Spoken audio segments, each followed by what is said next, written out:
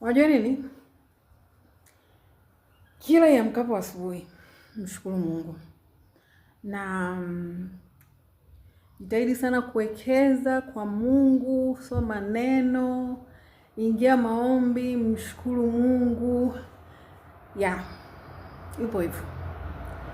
Utajikuta una amani, una nguvu, una furaha.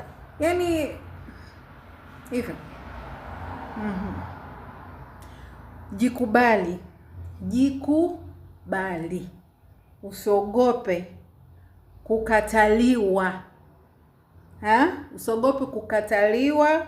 Watu wakikukimbia, wewe mshukuru Mungu, mwambie Mungu asante, kwa sababu unapomshukuru Mungu wewe huwezi kujua Mungu ameondoa watu kwenye maisha yako kwa sababu ipi. Hujui.